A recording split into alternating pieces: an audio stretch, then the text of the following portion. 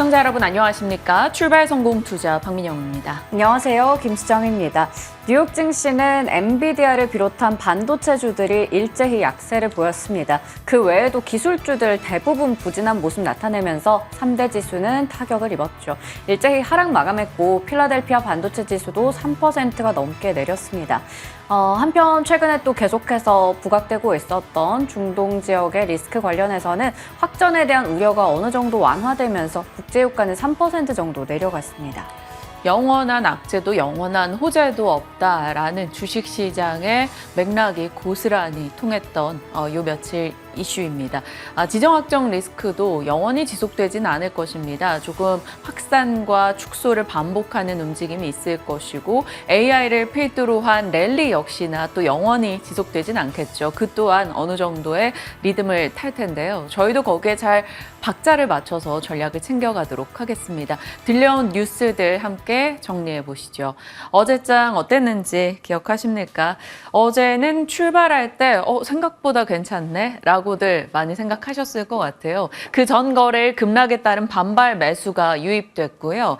장중에 한국과 일본의 재무장관과 우리 부총리가 만나서 외환 공동 구두 개입 소식을 전하기도 했습니다. 엔화와 원화가 절하되어 있다. 지켜보다가 변동이 심해질 경우 개입하겠다라는 내용이 있었고요. 이 덕분에 원달러 환율이 그 전 최근의 급등분에 대한 일정 부분의 안정을 찾아가는 모습 보여지기도 했습니다. 강달러가 잠시 진정되면서 원달러 환율이 7원 70전 어제 하락하기도 했죠. 거기다 한국은행 이창용 총재도 움직임이 너무 과도하다라는 멘트가 덧붙여졌습니다.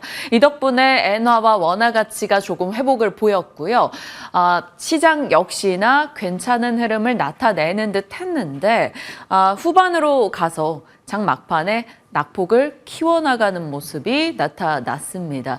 어떤 이슈들이 있었을까요? ASML 실적이 성공개됐고 그 실망감이 반영됐습니다. 또 3월 영국의 CPI가 예상을 조금 웃돌았고요. 미국의 국채금리가 상승 전환하면서 시장이 힘이 쫙 빠지는 모습이었습니다. 보시면 코스피 상승 출발했다가 결국 하락 전환, 일본 니케이도 상승 출발했다가 장 막판에 ASML 실적과 함께 낙폭을 키우는 모습이 나타났죠. 어제 그래서 코스피는 1% 정도 빠졌습니다. 출발할 때 어느 정도 회복할까에 대한 기대감이 있었는데 기대를 좀 빼앗긴 느낌이었죠. 코스닥은 그래도 상승했습니다. 삼성전자는 떨어졌으나 반도체, 중소형 종목군들의 강세 여전히 일부에서 있었고요. 광고주 혹은 개별주 트레이딩 그리고 화장품을 필두로 한 중국 소비주의 강세도 눈에 띄었습니다. 시장은 계속해서 비교적 잘 버티다가 떨어지다가 이 패턴을 반복하고 있습니다. 지금 시장을 짓누르는 것은 여전히 매크로 압박이겠죠. 금리, 환율, 물가에 대한 부담이 있는 상황이고요. 이런 상황이 지속된다면 외국인의 자금 유입이 쉽지 않을 겁니다. 그래서 시장은 숫자가 찍히는 쪽으로 관심을 압축해 나가고 있습니다. 숫자가 잘 찍히면 환호하고 그렇지 않으면 영락없이 큰 폭의 변동을 보여주고 있는 장인데요. 어제 장 후반 일본과 한국의 그리고 밤사이 미국장에 영향을 주었던 세계 최대 반도체 장비 회사 ASML 실적 선공개 좀 살펴보죠. 장비 판매 감소했습니다. 예상보다 신규 수주도 좋지 못했습니다. 그러다 보니까 시장에서는 세계적인 반도체 장비 회사인데 이쪽의 수주가 감소한다. 예상보다 좋지 못했다. 반도체 업황 회복 속도가 조금 더뎌지지 않을까. 여기에 대한 불안감이 가미됐습니다. 최근에 많이 올라왔었던 반도체 섹터에게는 약간의 불안을 자극하는 요소만 나와도 어느 정도 변동을 보이기 마련이죠. 매출액과 영업이익 EPS상 놓고 봤을 때 EPS가 컨센을 소폭 상회하긴 했습니다만 매출액은 컨센 대비 부진했고요. 장비별 실적이 거의 다 부진한 흐름이 나타났습니다. 거기다 신규 수주나 가이던스 역시나 부진했죠. 그러다 보니 ASML 여기 충격이 글로벌 반도체 기업의 주가 하락으로 이어졌습니다. 그러면서 어제 장 후반에 힘이 쫙 빠지기도 했고요. 어제 시장에서는 삼성전자는 결국 다시 7만 전자대로 내려가는 흐름이 나왔습니다. 하지만 그럼에도 불구하고 AI 반도체 생태계 내에서는 올라가는 종목들이 곳곳 있었는데요. CXL 종목이나 뉴로모픽 혹은 액침냉각 등의 GST 그리고 유리개판 어제 전반적인 강세 흐름 나타냈고요. 마음 AI, 이스트소프트 최근에 AI 소프트웨어 쪽으로도 계속 관심을 둬야 한다라는 점을 짚었었는데 어제 일부 투자 주의로 지정된 종목들을 제외하고는 상승 흐름을 나타내기도 했습니다. 여기 YIK 빨간색으로 칠해놨는데 어제 급변동을 보였습니다. 17% 급등으로 거래를 마쳤는데 장 초반만 해도 13% 급락하는 흐름. 그러니까 장중 저가와 장중 고가의 사이가 거의 30% 정도 정말 변동이 컸다라는 것이고요. YIK 같은 경우는 삼성전자가 2대 주주로 있는 기업이기도 합니다. GST도 한번 살펴볼까요? 액침냉각 대표적인 종목 중에 하나인데요. 저전력 시스템에 대한 시장의 관심 역시나 같이 올라가고 있지만 이들 종목도 한동안은 급등했다가 조금 쉬어가는 분위기였습니다. 어제장에서는 10% 상승세 확인이 됐죠. 아마도 반도체 섹터가 완전히 꺾이지 않는 이상 대형 종목군들이 쉬더라도 이 가운데서 뉴스 플로우 따라 계속해서 종목군들이 순환을 보이지 않을까 싶기도 합니다. 어제 저희 시간에 특집 겸 나와주셨던 함정남 차장님 종목 중에 하나 유니셈 같은 경우도 어제 22% 급등하기도 했는데요. 계속해서 반도체 섹터 묵직하게 들고 가던 아니면 그 가운데서의 나름 사고팔고 이 파도를 좀 잘 타야 되지 않을까 싶기도 합니다. 자, 고환율 한동안은 좀 지속될 것이다 라는 시각이 아직은 압도적이죠. 고환율 문제 어제는 좀 진정되긴 했지만 그렇다면 결국 수출이 많은 기업 쪽이 시장에서는 좀 우세할 수 있다라는 점을 어제 같이 고민해 봤었고요. 어제 시장의 특징주들도 그 맥락으로 반영이 됐습니다. 전력 설비 쪽이 그전 급락분을 일정 부분 회복하는 흐름을 나타냈습니다. 정말 이쪽이 강하구나라는 것을 느끼는데요. 물론 여기서 더 갈 수 있을지에 대해서는 의문을 띠고 있으나 더 갈 것만 같은 산업 전망, 스토리 등은 쌓이고 있습니다. 그리고 중국 소비 화장품도 대표적인 수출 섹터라고 볼 수 있겠죠. 그러다 보니까 고환율 수혜 기대감이 작용을 한 거고요. 우주항공 방산 쪽도 이제는 대표적인 수출입니다. 그러다 보니 고환율 수혜, 반도체도 말할 것 없고요. 자, 시장 특징으로 봤을 때는 이 중국의 GDP 성장률 상회, 한중일 정상회의 기대, 또 중국 관광객 반등에 대한 기대감 등이 화장품과 중국 소비주에 영향을 줬고요. 우주항공 복합도시 이슈 속에 일부 우주항공주, 그리고 루마니아 K9 채택에 대한 기대감에 방산주, 블랙록 펀드가 현대로템의 지분을 취득하면서 3대 주주로 올랐다라는 소식에 현대로템 등도 강세 흐름 나타냈습니다. 반도체는 앞서 보여드린 대로 중소형주 단의 종목들 상승이었죠. 어제 반도체가 어디쯤 와 있는지에 대해서 같이 고민을 했었는데 온디바이스 AI 아직 제대로 반영되지 않았다라는 것을 고려했을 때는 온디바이스 AI 관련주를 비롯한 일부 반도체 여전히 기대는 유효하지 않을까 싶습니다. 어제 밸류업 쪽은 하락했어요. 거래소에서 중견기업 간담회를 열었습니다. 여기서 한국거래소 정은보 이사장 부담을 줄이고 자율성을 존중하겠다라는 멘트가 있었는데 이 자율성 존중에 시장은 초점을 맞췄고요. 이것은 밸류업 프로그램의 의구심에 해석이 좀 뒤따랐습니다. 그래서 밸류업 프로그램 관련해서 이 밸류업 종목들이 어제는 하락으로 끝이 났네요. 3월 25일경이었습니다. 시장이 반도체 등의 종목들 올라온 것에 대한 부담을 느끼고 있는 상황인데 그렇다면 또 다른 종목으로의 확산이 있을 경우 그 선택지에 중국을 염두에 둬야 될까에 대한 내용이었죠. 그때 당시에 이 이야기를 꺼내 들었던 건 IMF 총재가 15년간 중국의 실물 경제가 추가 성장할 것이다. 20%나 이 멘트를 했었기 때문이었습니다.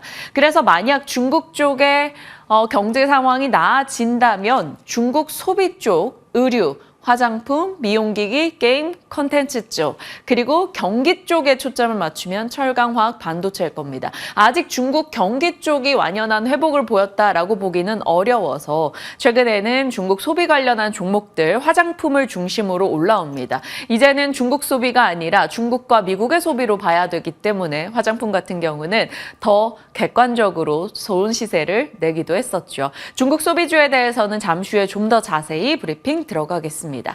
자, 이렇게 중국이 조금 살아날까에 대한 기대감이 있는 가운데 눈에 흙이 들어가도 그 꼴은 못 보겠다라는 게 바로 미국이지 않을까 싶습니다. 미국에서 외신 보도가 나왔죠. 바이든 대통령이 중국산 철강과 알루미늄 관세 기존 적용 7.5%에서 25%로 올리는 것을 추진할 것 같다라는 보도였습니다. 조선해양 물류 전반에 걸친 무연 관행 조사를 할 것이다라는 기대감도 있었고요.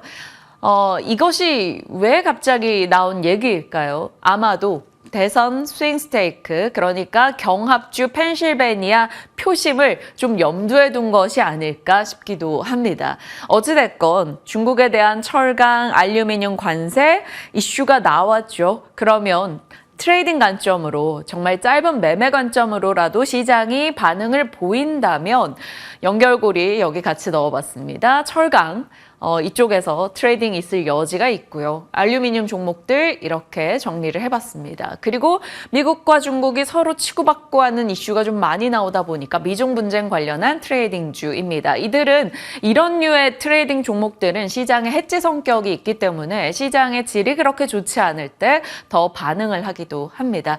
다만 철강 같은 경우는 지금 고환율 부담 섹터이기도 한데요. 워낙 원재료 부담이 있기 때문에 정말 트레이딩 정도로만 대응하시길 바래서 일단 큰 종목으로 넣지 않았고요. 작은 소형 종목단을 넣어봤습니다. 손 빠른 매매를 하시는 분들만 관심 두시길 바랍니다. 자, 뉴욕장입니다. 3대 지수 모두 다 밀려났죠. 나스닥 특히나 큰 폭으로 빠졌습니다. 슈퍼 을인 SML의 실적 실망감으로 인해서 SML도 미국장에서 7%, ARM도 11% 급락 소식이 전달됐습니다. 장비 판매가 감소한다, 업황에 대한 우려를 자극할 수 있다라는 거고요. 거기다 연준의 베이지북 공개, 경기 확장 속도가 약간 더 빨라졌다. 굳이 경기도 괜찮은데 금리를 낮출 이유가 없다라는 쪽에 시장의 심리가 좀 더 모인 듯한 느낌입니다.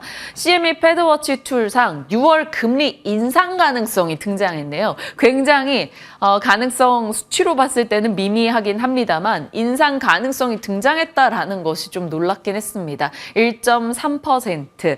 자, 이렇게 고금리가 꽤 지속될 것이다라는 시장의 심리가 반영이 되면서 또 중동 리스크가 전면전까진 가지 않겠다라는 쪽에 무게가 실리면서 유가는 떨어졌습니다. 아무래도 고금리 상황이 지속된다면 경기에 대한 압박이 있을 것이고 그러면 원유 수요가 줄어들 여지가 있기 때문에 유가가 떨어지는 거겠죠. 밤사이 유가가 3% 이상 하락했습니다. 자, 그런데 사실 금리가 이렇게 좀 높은 수준으로 오래 유지될 거야 라는 기대감이 있을 때는 보통 미국 10년물 국채금리 올라서기 마련인데요. 오늘은 미국의 국채금리들이 떨어졌습니다. 미국 재무부 20년물 국채 발행이 수요가 굉장히 강했던 것으로 확인이 되면서 수요가 강했다라는 것은 낮은 금리로 발행해도 채권이 팔린다라는 뜻이죠. 그래서 미국의 국채금리는 그래도 좀 떨어지는 모습을 보이기도 했습니다. 한국과 미국과 일본의 재무장관 모두 다 외환시장 변동을 예의주시하고 있다라는 목소리를 내면서 달러도 소폭 안정을 찾았습니다. 그러니까 금리와 달러는 조금 안정을 찾았는데 반도체 쪽이 크게 ASML 충격을 받으면서 내려갔고 이게 뉴욕장의 숨통을 조금 막히게 했던 그런 장이었습니다. 그 밖에 특징으로 봤을 때는 유나이티드 항공이 실적이 생각보다 덜 나빴다라는 소식과 유가가 하락하다 보니 항공주 심리가 같이 좋아지면서 어제 17% 급등으로 거래 마쳤고요. GE 버노바, GE에서 이제 분사해서 나온 기업인데요. AI 생태계 전기 수요가 증가할 것이라는 그 스토리상에 여전히 들어갑니다. 발전 관련한 전력 유틸리티 쪽이죠. 이 종목도 3.6% 상승하기도 했습니다. 자, 이렇게 뉴욕장 시세를 쭉 보다 보니까요. 반도체가 가장 아팠던 하루였고요. 유틸리티, 풍력, 원자력, 에너지 쪽이 좋았던 하루였다. 이렇게 볼 수 있겠습니다. 수면 무호흡증에도 이 비만 치료제가 효능이 있었다라는 소식에 일라이릴리도 올라가기도 했고요. 금융주 요즘 실적 시즌이죠. 나쁘지 않은 흐름으로 전개되기도 했습니다. 좀 더 자세히 볼까요? 반도체 쪽 다 크게 밀렸다라는 것을 우리가 확인할 수 있습니다. ASML 장비주다 보니까 장비사들의 주가가 좀 더 낙폭을 키워나가는 모습이 있었고요. 그래도 TSMC가 잘 버텼죠. 0.5% 약보합으로 거래 마쳤습니다. 바로 오늘 TSMC 실적을 앞두고 있기 때문에 일정 부분 기대가 반영된 거죠. 어제 일본과 한국 같은 경우는 반도체 쪽 ASML 실적 나오고 같이 밀렸는데 대만은 올랐습니다. TSMC 실적에 대한 기대를 안고 있다라는 게 되겠죠. 그러면 연결고리로 TSMC 실적이 잘 나온다면 당연 에이징랜드 그리고 HBM 모멘텀들 다시 한번 살아날 여지가 있으니 일단 관련주들 체크해 두시길 바랍니다. 항공도 앞서 말씀드린 유나이티드 항공 비롯한 항공주들 그리고 UAM 관련주들까지 다 같이 올라가는 모습도 눈에 띄었네요. 풍력, 원자력 쪽에서는 넥스트에라가 3% 이상 상승하면서 돋보이기도 했습니다.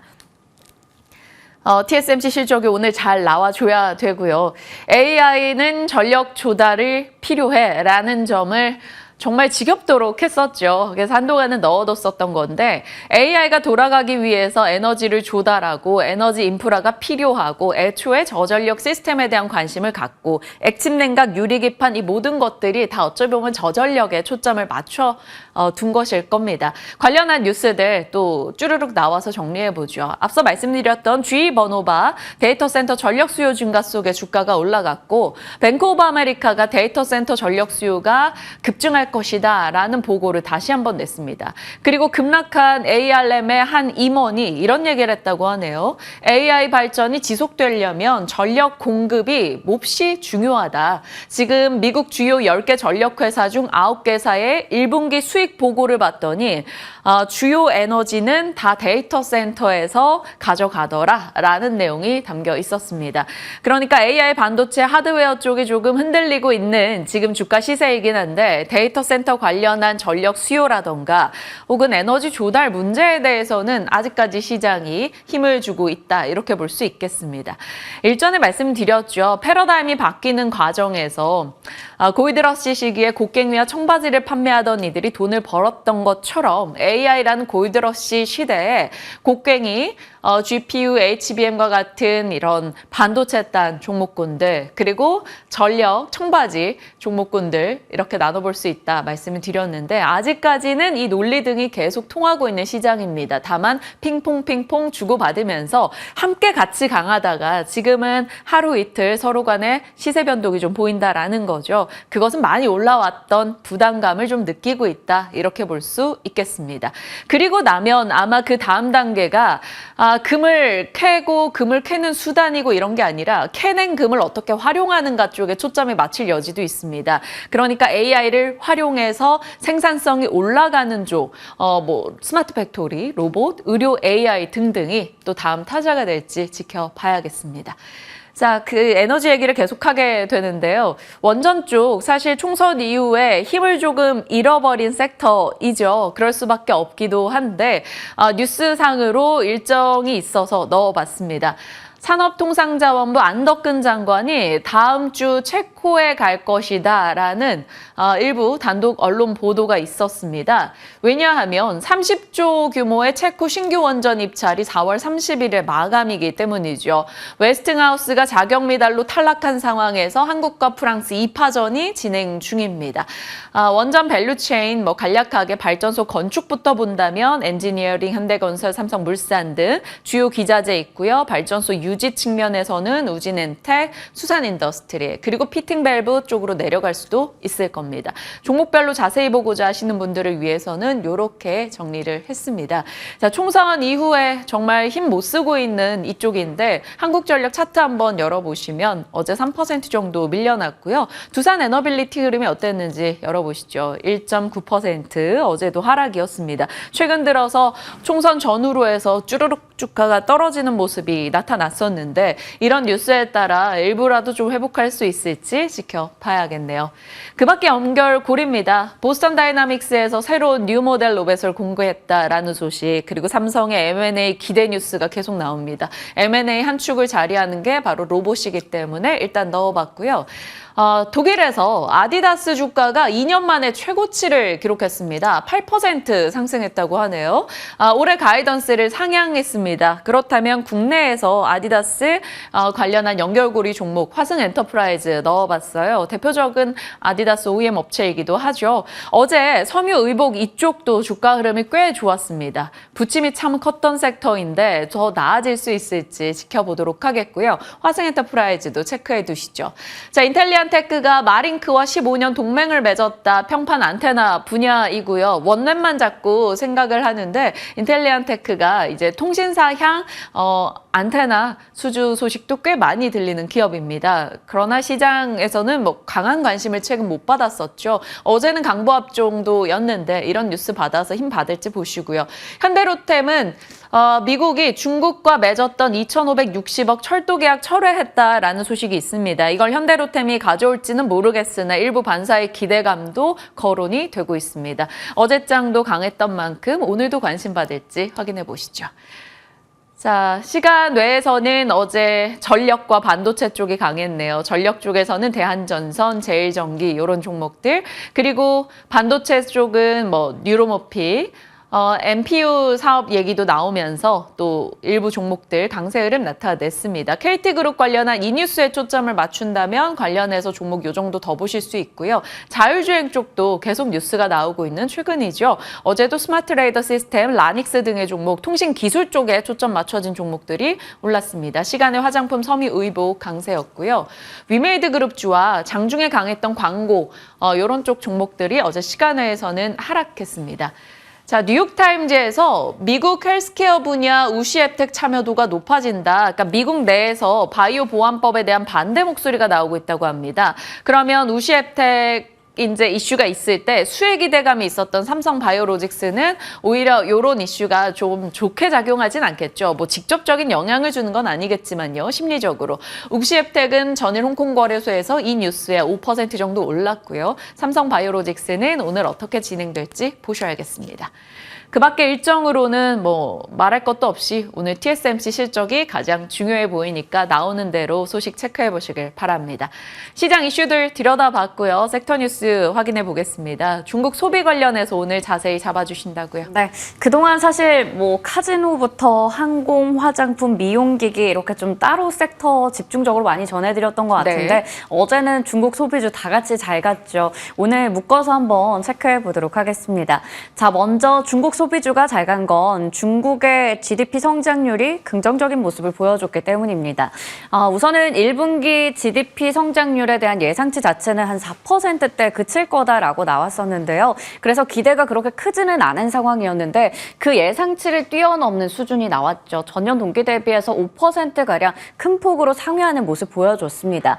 올해 중국의 목표치인 5% 달성에도 이제 청신호가 들어섰다라고 좀 분석이 되는 상황이고요. 이렇게 서프라이즈한 결과를 나타냈어요. 하지만 3월 물가부터 수출, 유동성 지표 같은 경우에는 모두 예상치를 전반적으로 하회했습니다. 하지만 그럼에도 불구하고 이 1분기 GDP 성장률 나오고 나서 증시는 오히려 상승 혹은 보합 정도를 보여줬는데요. 그만큼 이 아쉬운 소비에도 불구하고 성장한 중국의 GDP에 대해서 더 많은 주목을 했다라는 겁니다. 사실 이게 16일에 나왔기 때문에 하루 전날 나온 건데 어느 정도 이연이 되면서 어제장에서 좀 반영이 됐다라고 볼 수 있겠습니다. 일단은 서프라이즈의 배경에 대해서 이베스트 투자증권에서는 1조 위안의 특별 국채 효과 작년 10월부터 진행되고 있는 거죠. 이에 따라서 인프라와 제조업 중심의 투자가 이 서프라이즈를 이끌었다라는 얘기를 합니다. 하지만 아직까지 중심이 되어야 하는 소비는 여전히 부진하고요. 그 소비의 대다수를 또 이끄는 부동산 관련된 지표도 아직까지는 바닥권이다라고 합니다. 하지만 이게 점차적으로 개선이 될 거다라고 체크해 볼 수가 있겠죠. 자, 일단은 지금 중국의 소비는 서서히 회복이 진행되고 있는 상황입니다. 2월부터 경기 서프라이즈 지수가 플러스권 유지를 하고 있습니다. 바닥에서 많이 올라가고 있는 상황이고요. 소비도 지금 4월에 청명절 소비 이제야 2019년 수준을 상회했다고 합니다. 거기다가 지금 최근 중국 상무부에서는 이구환신 정책의 구체화를 밝히고 있는 상황인데요. 이건 오래된 걸 새 걸로 이제 바꾸자라는 겁니다. 그러니까 중고차부터 해서 오랫동안 사용했던 가전 제품들을 새 걸로 교체하는 부분을 얘기하는 건데요. 지원금을 제공한다고 하죠. 이에 따라서 자동차와 가전 제품 신규 수요는 한 40조 원에서 120조 원까지 추산되고 있습니다. 또 이에 따른 GDP 성장률은 0.16에서 0.50%포인트 올라갈 거다라고 예상이 나오고 있죠. 올해 GDP 성장률 5% 목표치 달성할 가능성 더 높아 보이기 때문에 지금은 경기에 대한 경계를 가지는 것보다는 이 눈높이 재평가의 시기로 보는 게 낫다라는 게 이 증권사 의견이었습니다. 거기다가 2019년 중국의 청도회의 이후로 좀 뜸했었던 한중일 정상회의가 오는 5월 말쯤에 개최될 예정이라서 이러한 모멘텀들까지 체크해 본다면 중국 쪽의 소비, 경기 회복에 대해서는 우리가 좀 기대를 해도 될 것 같습니다. 그 부분들을 바탕으로 어제 중국 소비주 여기저기서 행복한 비명이 들렸습니다. 화장품과 미용기기도 좋았죠. 오가니티 코스메틱은 적정 의견 감사 보고서 제출됐고 또 투자 환기 종목에서 해제가 되면서 상한가 수준으로 마감됐고요. J2K 바이오 이러한 종목들 20% 넘게 급등하는 모습 보여줬습니다. 리더스 코스메틱이나 토니모리 같은 종목도 좋았고요. 미용기기 저희 정말 여러 차례 짚어드렸죠. 수출에 대한 기대감, 실적까지 긍정적일 거다라는 전망이 있었는데 제이시스 메디칼, APR, 원텍도 좋았습니다. 그리고 항공사와 여행 쪽도 LCC 쪽에서는 진에어 좀 괜찮았어요. 그리고 모두 투어, 하나 투어 정도도 괜찮았고요. 간밤에 미국장에서 항공주들도 실적에 대한 기대감 속에 함께 올라가기도 했습니다. 섬유 의류 앞서 또 민영 앵커 말씀해 주셨는데 화승 엔터프라이즈 11% 올랐고 나머지 종목들도 좋았습니다. 거기다가 국내 상장되어 있는 중국 기업 이스트 아시아 홀딩스 15% 정도 올라갔고요. 카지노나 면세 쪽도 최근에 보자라고 좀 브리핑했었는데 롯데 관광개발부터 파라다이스까지 긍정적이었습니다. 시간 외에서도 일부 종목들 이러한 긍정적인 흐름 이어졌죠. 형지 INC 적정 의견 감사 보고서 제출 소식에 또 상한가 기록했고 헝성그룹도 상한가, 또 CSA 코스믹, 감성 코퍼레이션 등등의 종목들도 추가적인 강세 보여줬습니다. 자, 앞서 말씀드린 것처럼 중국 소비주 정말 여러 차례 다뤄드렸습니다. 투자뉴스 7 브리핑, 거기다가 수앵커의 더보기에서 또 다시 보고 또 봐야 하는 부분으로 강조해드렸었는데요. 4월 11일 브리핑에서 국내 기업들 의료 미용기기 수요 강한 국가 잘 뚫어내면서 수출에 대한 성과, 장비 매출 늘려가고 있다라고 얘기했습니다. 미용 섹터 턴어라운드 이미 시작이 된 만큼 그 부분 집중하자라고 얘기 드렸었고요. 카지노 같은 경우 4월 12일 브리핑이었습니다. 긍정적인 실적 지속적으로 될 거다라고 나오고 있고 방문객과 드로백 지표 개선이 일본과 중국 쪽에서 뚜렷하게 나타나고 있었죠.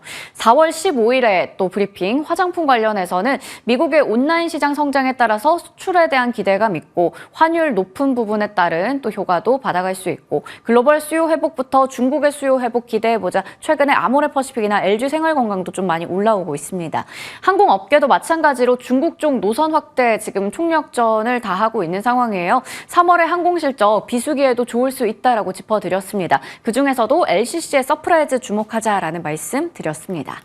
자, 이렇게 여러 가지 섹터에 대해서 체크를 해봤는데 이 중국 쪽의 회복 시그널은 더 강해질 걸로 보입니다. 국내도 마찬가지고요. 대신증권에서는 일단 여행, 전체적으로 레저 업종에 대해서 긍정적인 시각을 담은 리포트를 냈는데요.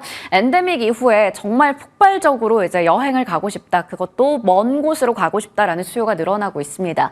2023년에 총 출국자 수, 아웃바운드라고 하는데 2272만 명 기록하면서 이미 2019년 대비해서 거의 80% 수준 회복했습니다. 2024년 올해는 더 많이 올라갈 것으로 회복세가 더 뚜렷할 것으로 기대되고 있고요. 여행업은 지금 PQC가 모두 다 뚜렷하게 개선되면서요. 2019년 한창 그 좋았던 때 뛰어넘는 호실적을 나타낼 것으로 기대되고 있습니다. 카지노 같은 경우에도 지금 P가 높은 상황에서 최대 매출 경신하고 있는 라스베이거스와 같은 흐름 기대할 수가 있겠고 레저 업종에서는 탑픽으로 하나투어, 관심 종목으로는 어제 좀 많이 올라갔죠. 4%가량 올랐던 롯데 관광개발을 꼽고 있었습니다. 네, 중국 소비주들 주가 이제 본격적으로 회복세를 나타내는 건지 사실 굉장히 많습니다. 뭐 화장품도 있고 앞서 보신 것처럼 섬유 의복도 있고 미용기기, 여행, 뭐 카지노 다양하게 많은데요. 그 업종마다 이제 섹터를 우리가 좀 다루는 전략이 중요할 것 같아요. 그 부분에 대한 전략부터 유망주까지 여쭤보도록 하겠습니다. 자, 다음으로 수앵커의 더보기입니다. 사실 양자 암호 관련한 기사 며칠 전에 좀 체크하고 이거 더보기로 할까 고민했었는데 너무 작은 테마다 싶어서 안 했더니 어제 많이 올랐더라고요. PPI 상한가 같고요. 빛과전자 9 라이트론인데 어제 20% 넘게 슈팅 보여주기도 했습니다. 특별하게 섹터에 대해서 뭐 엄청난 호재가 나온 건 아니지만 PPI는 최근에 호실적 기대감에 외국인들 좀 매수세 들어오고 있는 상황이고 일단 SK 브로드밴드 쪽에서 남극에서 처음으로 양자 암호 드론 4K 영상 실시간으로 전송 성공했다라는 뉴스 있었고요. 지금 뭐 여러 가지 통신 3사에서 양자 시장 주도권 확보하기 위해서 경쟁 치열하다고 합니다. 양자 관련해서는 작년 8월에 한번 좀 전해드렸었는데요. 이 한미일 정상회담에서도 게임 체인저가 될 수 있다라는 이야기 나오기도 했습니다.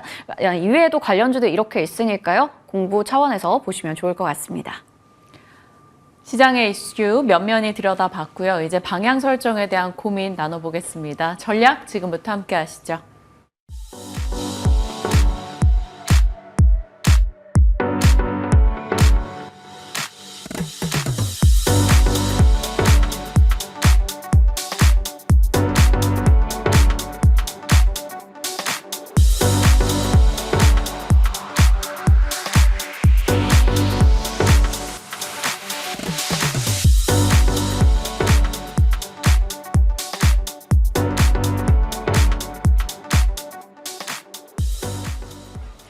시장에 대한 전략, 오늘은 이분 모시고 같이 고민 나누겠습니다. 글로원 파트너스 이성홍 이사님 오셨네요. 어서 오세요, 이사님. 네, 안녕하십니까. 네, 이 자리에서 뵈니까 네. 굉장히 생소하기도 하고 너무나 반갑기도 합니다. 이사님 지금 시장에 대해서 너무 고민이 됩니다. 환율도 어제는 안정을 찾긴 했으나 최근에 정말 가파른 상승을 기록하고 있고요. 반도체 쪽도 많이 오른 것에 대한 부담 고스란히 느끼고 있습니다. 네. 밸류업도 좀 노이즈가 많은 상황이고 어떻게 투자 전략을 짜야 될지 시장에 대한 방향 설정 좀 해주세요. 가격 지표 같은 경우가 시장에 비우호적으로 흘러갔었습니다. 우리가 미국 10년물 국채를 보더라도 한 4.7%까지 상승을 했었고요. 이 부분 같은 경우는 미국의 세금 납부 시즌이다 보니까 재무부에서 이 밸런스 시트에 대한 조정이 나타나면서 한 4.6%까지는 상승할 수 있는 요인이 존재했습니다. 그렇다 보니까 여기에 대한 추세 같은 경우는 뭐 4%대 후반, 5% 이렇게 가기는 힘들 것으로 보이고요. 다만 환율의 흐름 같은 경우가 우리나라가 구두 개입하기는 했지만은 1,400원까지 네. 올라가는 흐름이 나타나면서 약간의 심리적인 부분까지 좀 압박을 받은 것으로 보입니다.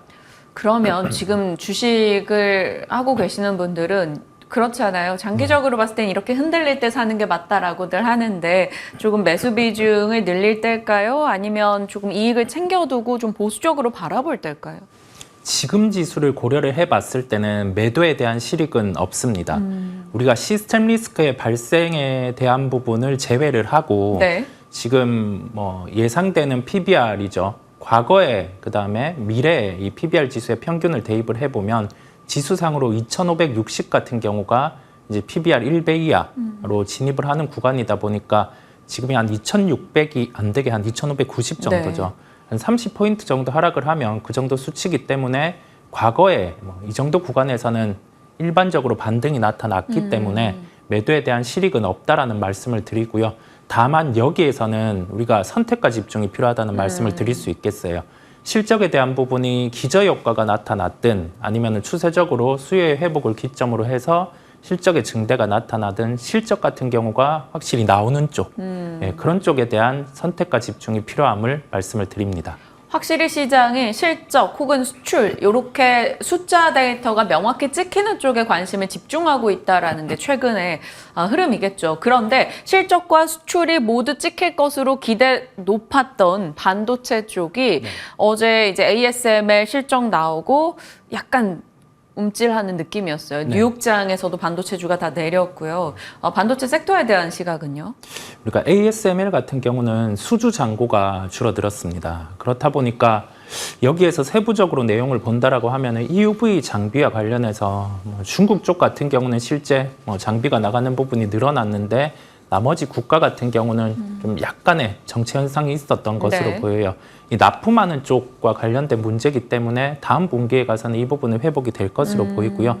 핵심은 TSMC의 실적인데요. TSMC 실적 같은 경우는 3월에 발표된 데이터를 대입을 해보면 서프라이즈로 예상이 됩니다. 네. 그다음에 여기에 더해져서 실적에 대한 부분도 중요하지만은 TSMC 같은 경우가 예정된 캐파에 대한 증설 부분의 진행을 이번에 표명을 해주면 관련해서 HBM단의 밸류체인 종목들은 주가의 반등이 강할 수 있습니다. 그렇다 보니까 우리가 그 부분을 놓고 한번 살펴봐야 되겠고 이 실적을 놓고 실제 캐파에 대한 부분을 늘리는 건 팩트상으로 가능합니다. 이게 왜냐하면 지금 GPU 같은 경우로 엔비디아에서 이렇게 TSMC한테 설계를 의뢰를 해서 전체적으로 조립 같은 경우를 SK 하이닉스 쪽에 네. 받아서 이렇게 이루어지는 구조인데 물량을 못 쳐내고 있는 구조다 보니까 여기에 대해서 지금 실제 캐파 증설 같은 경우는 나타날 가능성이 매우 높은 구간이라는 말씀을 드립니다. 네. 앞서 이제 TSMC 관련해서 연결고리로 에이징랜드 그리고 HBM 종목군들이 다시 한번 힘을 낼지 좀 봐야 된다라고 말씀드렸었는데 그러면 에이징랜드야 TSMC 디자인하우스로 따로 빼두고 보고요. HBM 내에서 탑픽 어느 정도로 보고 계시는지 몇몇 종목이라도 얘기 주실 수 있을까요? 지금은 한미 반도체 같은 경우가 주가로 보자면 부담스럽다라고 생각할 수 있는데 왜 한미 반도체를 이야기하냐라고 하면은 네. 우리가 그 HBM단의 공정상의 이 본딩 같은 경우의 중요성이 하이브리드로 가도 강조가 됩니다. 네. 그렇다 보니까 여기에서 밸류체인 같은 경우가 마이크론까지 늘어났죠. 이 부분에 대해서 시장 일각에서는 지금 나온 수주 이외에는 안 나올 수 있다라는 시각이 있는데 그 부분은 이 밸류체인을 좀 파악을 못하고 하는 얘기입니다. 한 2배 정도 이상 수주가 더 나올 수 있는 구조고요. 만약에 여기에서 병목 현상이라든지 공급의 정체 같은 경우가 나타난다라고 하면은 주가가 여기에서 고점일 수 있는데 지금은 그런 상황이 아니고 한 지금 반도체 사이클로 봤을 때는 한 중간 정도 온 상황이다 보니까 아직은 그런 우려는 안 하셔도 되겠고 여기 더해져서 국산화에 대해서 대응할 수 있는 기업들, 테크윙이라든지 DI는 주가가 많이 오르기는 네. 했어요. 테크윙이라든지 이런 기업들 같은 경우를 주목하시면 되겠습니다. 테크윙, 한미 반도체 등으로 조금은 더 압축된 답변 저희 받아봤습니다. 너무나 이른 기대도 위험할 수 있으나 너무나 이른 우려도 위험할 수 있다라는 점을 염두에 두고 또 종목들 여러분의 포트 내에서 잘 순항하길 바라보겠습니다. 시장과 반도체에 대한 질문 드려봤고요. 다음 질문 넘어가겠습니다. 이제 반도체 쪽 제외하고 봤을 때 소외단에 대한 관심도도 높여가고 있는 상황인데 그중에서 요즘 지표가 생각보다 그래도 뜨문뜨문 좋게 나오는 게 중국입니다. 중국 내부에서 좋다라는 게 아니라 외신 보도에서도 좋다라는 얘기들도 꽤 나오고 있어서요. 중국 경기 회복에 초점을 맞춘다면 어느 쪽 보십니까? 워낙 기저가 강했다 보니까 데이터로 보자면 소비 쪽 같은 경우가 2월 같은 경우 수치가 마이너스 13%, 그다음에 3월 같은 경우가 한 마이너스 5% 정도로 줄어드는 흐름이 나타난 상황이다 보니까 우선은 소비와 관련된 업종 같은 경우가 주가가 강할 수 있겠고요. 여기 더해져서 만약에 화학이라든지 기타 제조업 기반의 업종으로 매수를 확대하기에는 아직 제조업 지표에 한계가 있고 네. 그다음에 공급 같은 경우에 과잉입니다.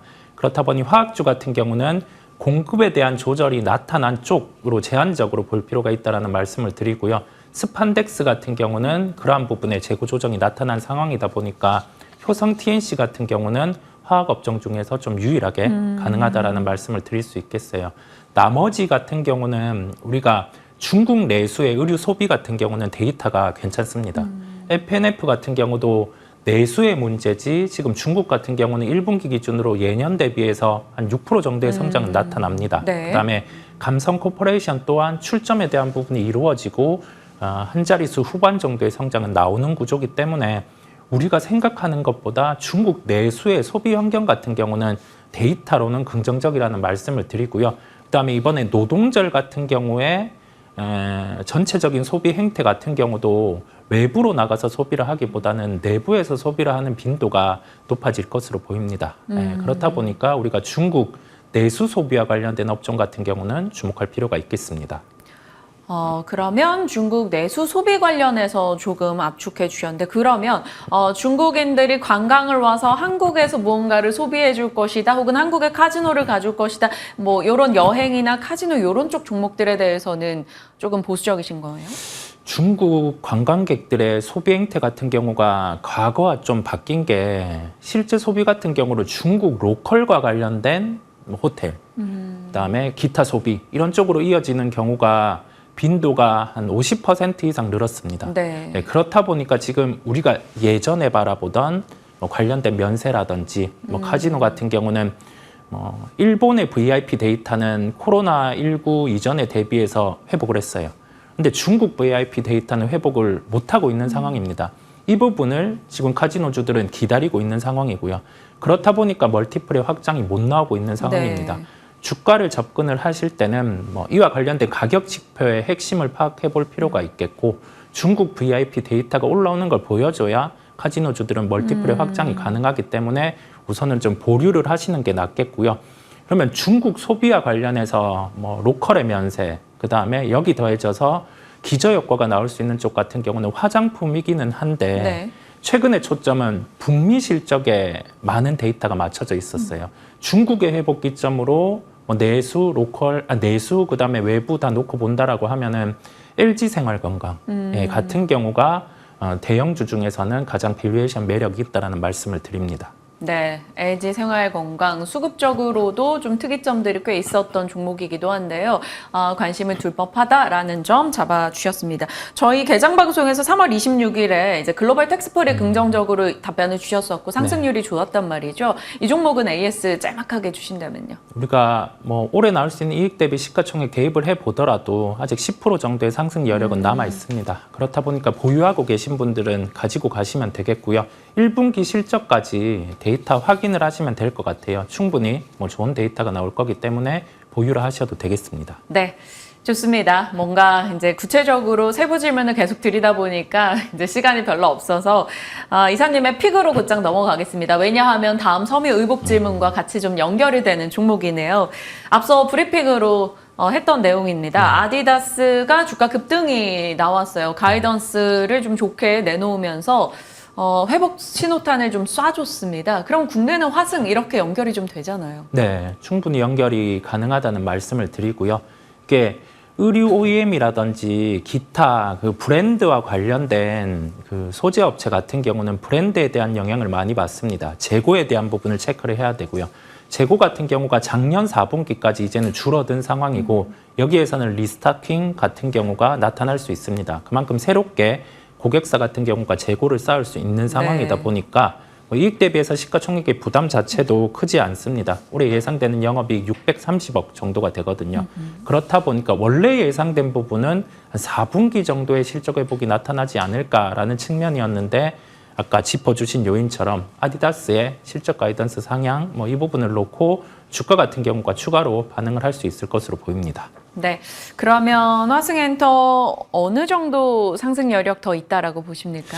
올해 예상 영업이익을 대입을 해봤을 때는 20% 정도의 기본 상승 여력이 존재를 하고요. 그리고 나서 아디다스 같은 경우가 실적 가이던스를 상향하는 만큼 예측치를 대입을 해보면 한 40% 정도의 주가 상승 여력은 존재를 합니다. 그렇다 보니까 지금 기점부터 우리가 소비자와 관련된 기업들 중에 재고가 줄어드는 쪽 같은 경우를 미리 체크할 필요가 있다라는 말씀을 드립니다. 섬유의복 내에서 재고가 줄어들고 결국 이제 재고 축적의 움직임을 기대할 수 있는 쪽으로 압축해보자라고 답변 주셨습니다. 어제 섬유의복주들도 같이 올라온 가운데 어떤 종목이 제일 매력 있을까 고민하던 찰나 또 이렇게 고민 해결을 도와주시네요. 화승엔터프라이즈 저희 긍정적으로 지켜보겠습니다.